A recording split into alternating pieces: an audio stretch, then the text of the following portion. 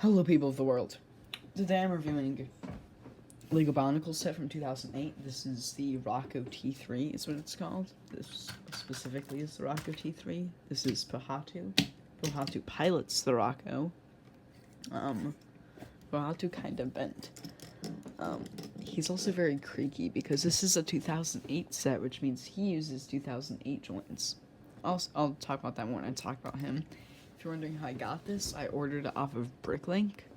Yeah, that's pretty much how I got it. So that, yeah, I don't actually have too many old Bionicle sets. This is actually, surprisingly, the first ever Bionicle I've gotten that uses the Anika build, which is the way this guy's torso is constructed. My throat dries up so fast. Anyways, so one of the main reasons I got this was, one, it has the amount of small weapons on here are like all useful for designing all kinds of crazy custom weapons. Also, there's some exclusive colorations like this shoulder armor in green. And also because Pohatu is my favorite of the original Toamata. Remember the 2008 version of him, they just did him dirty. Why did they make him orange? He's supposed to be brown. I think Lego is being racist. Did I just almost say racist? I did almost say racist. Lego is being racist. Anyways, that's why they made him orange instead of brown. Lego doesn't like brown people. Yeah. Okay, anyways. So first off, we'll talk about him first. So the set is 14 years old. In 2008, pieces are notorious for breaking. So when I was putting him together, one of the limb pieces... Camera's not going to focus on one of the limb pieces cracked a little bit right here. Maybe I can get that, if that's not, okay, yeah, you can kind of see it, and that's not going to pick up too super well. His head can rotate back and forth. He has this weird, transparent, spiky thing. I think the spikes are supposed to reminisce on his Nuva mask, which also had, was kind of shaped kind of spikily. He has longer arms than he does legs, which is kind of weird considering that the original version of him, his whole shtick was kicking things. I feel like they should have given him long legs. Although I do like how the long arms give him a really lanky look. Because I've always like the 2001 to 2002 Pohatus made me imagine he'd have lanky limbs compared to other people. But then, like, the 2008 version, not this one, but the one that doesn't come with the Rockoh, the one that's like really wide and short and his propellers are hands, is really strange. And I just moved the camera a bunch, so I'm gonna move it back. And so I prefer this one over that. I also do like how his torso design is backwards. He's the only, at least to my knowledge, the only character with an Anika torso that has the front torso armor on the back, which I would assume is paying homage to how the 2001 version of him, his torso is flipped upside down for the kicking function. If you have no idea about anything about Bionicle, you are going to be so confused during me discussing him. He has a bunch of orange proc armor. I believe that's a recolor for him.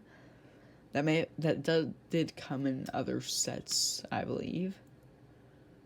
But I believe it was a recolor at the time. Same with the orange thing. I know the orange one also came on a car, but that was a year later. And I think the silver chest piece was, or not chest piece, but Anika torso was used on Motoro Anika, so I don't think that's new. Most of this guy isn't recolors. He's one of only two sets to use this mask, the adaptive Kakama. The other one is the version of him that doesn't come with the Rockoh and is short, wide, and has propellers for hands. So yeah, we won't talk about him too much more. He is very squeaky though, because these are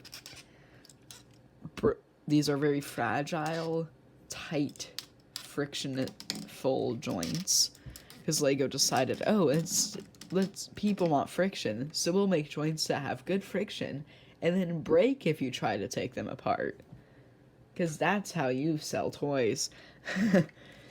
And so, yeah, I'll deal with him later when we put him on the Rockoh.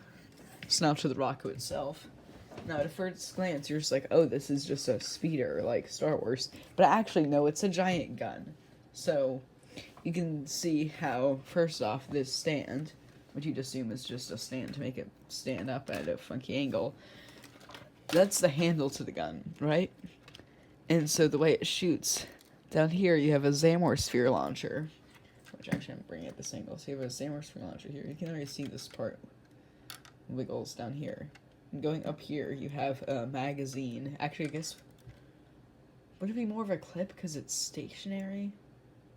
No, because a clip, I don't know if it's identifies as a magazine or a clip, because both of those are like detachable. Internal magazine, yeah, I guess it would be an internal magazine, considering it does not move through the gun. Okay, internal magazine, you can load in Zamor spheres to the top. It holds 6 of them. Now, how do you shoot it, you may ask? There's a little lever, here. You pull that little lever, and it pushes up this long technical beam in the middle. And since these pieces are all 14 years old, it has an extreme amount of tension. And I don't know if it did this at release, but as of now, when you do that, you can hear the set creak. That time it shot off much more easily than it normally does. But normally, like, you can see how the front of this flexes a little bit when I pull the trigger. And then that one was tight. It shoots really hard also, and then you can just load them back into the top. It, unlike the Zamor spheres used on the, or sphere launchers used on the Paraka and Toa Inika, this has a little blue stopper here that prevents the balls from rolling back out when it's flipped upside down. And so, yeah, that's how it looks like from the front. Now, apart from the whole gun thing, this is another feature. You see these blades on the side and how they're long Technic attached. They have little blasters at the end. If you turn what I'd assume is a thruster at the back, I was turning in the wrong direction. It folds these open and closed. So you can have like battle modes where the gun isn't revealed, and then you just boom, and then you can flick the lever and shoot. This piece, this black swirly thing, doesn't come in a lot of sets. And, like, all the sets it comes in black, and I think are Bionicle sets, if I'm remembering correctly from what Bricklink said. This piece has a whole lot of these Kopaka Fantoka wings. You have recolors of these Inika shoulder armor. There's probably some other recolors on here that I don't know our recolors off the top of my head. I think this may have been a recolor at the time for Kalma armor in silver, but I do also have that coming in a power miner set. I don't know which one came first, but I think it was this, so I think that was a recolor at the time. What else? The silver Nuvok shields may have been a recolor. I can't think of another set that they were in silver, but I might be wrong about that, and it might just not be popping into my mind. And so, one thing I really do like about this, at least with the front fuselage, and it kind of continues back, is how, so, first off, whenever I think of the Rockoh, I think, oh, it's a green vehicle, but only like 20% of it is green at the most. It's just a bunch of big pieces. But all the lime green is just one massive stripe that runs through the middle of the vehicle. There's no lime green that's not in the center. And then the dark green is just literally just 4 pieces on the outside. And so when you look at it from this angle, my throat is getting dry, I apologize. I cannot hold this stable. So it has a green section as a stripe running down the middle. And from the top you also have kind of this darker section inside the green stripe. You also have the dark green on the outside, but between the green stripe and the dark green, you have this thin gray stripe that you could almost imagine coming from these two front. I don't know what these are supposed to be, these two gray wheels, but whatever. So this gray stripe that runs from those wheels through these Technic beams, down these silver barbs, and then comes down to where all these bow rock shields are and runs then, and then like bleds out where the dark green was. And then I don't know, it's just interesting how the way the striping is what's a good word to describe it? Coherent, I guess. Like, it's not just, okay, we're gonna make a green vehicle, so we're just gonna put green in these places and silver in these and just random places.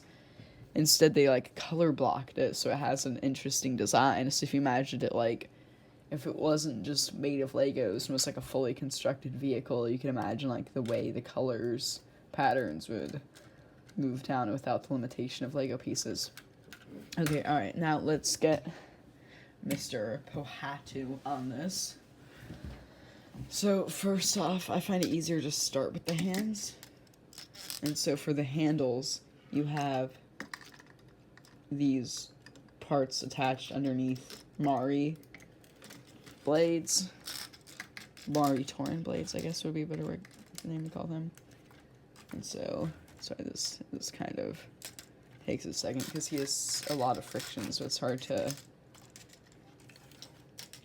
bend him, but, like, fully. You have to, like, bend a joint at a time. Okay. Now there's this random black axle that sticks all the way through, and that's for you to attach his feet onto.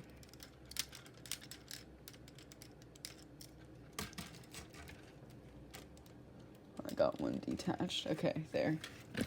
Oops. And now you can settle him into space. And you have him mounted on the vehicle.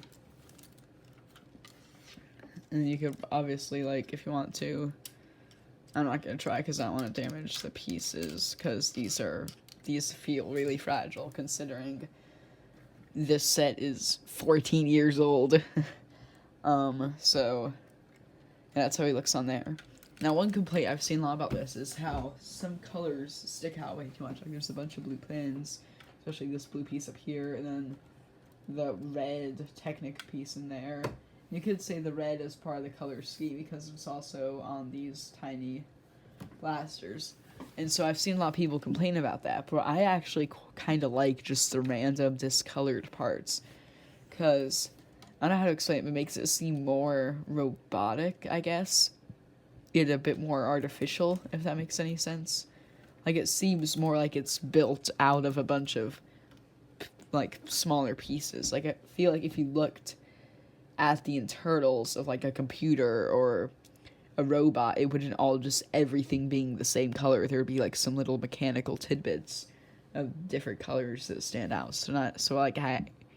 I cannot word my words today. So I quite like how there's just the random red bits there and the blue one up here. I don't think there's any others. There is a random sword in the middle of the vehicle. That piece is bent. That isn't my fault. Some of these wings are also kind of bent. That's probably just because they're old and have been in a weird position in storage.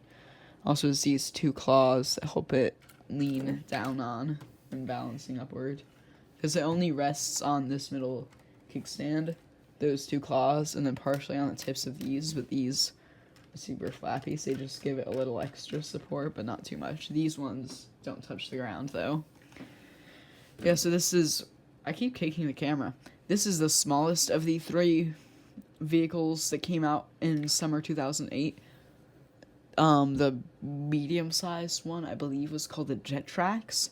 That one was the only one not piloted by a Toa, because in the lore, Makuta and Trials stole it before Toa Kapaka could get into it.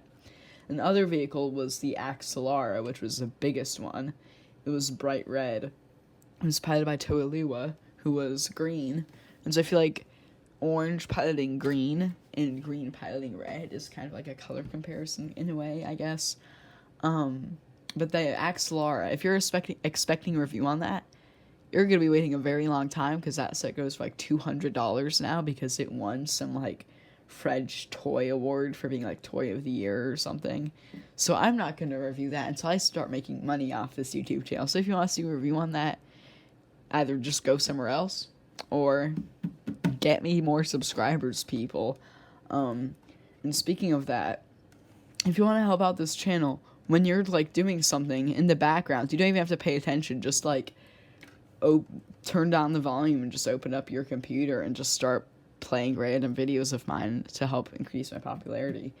So if you want to help out the channel, there's that also. Go down into the comments, say something. Say window pane, in the comments. And yeah, that'll be it for this video. The time-lapse of me building this will come on in a moment. I will see you all later. Auf Wiedersehen.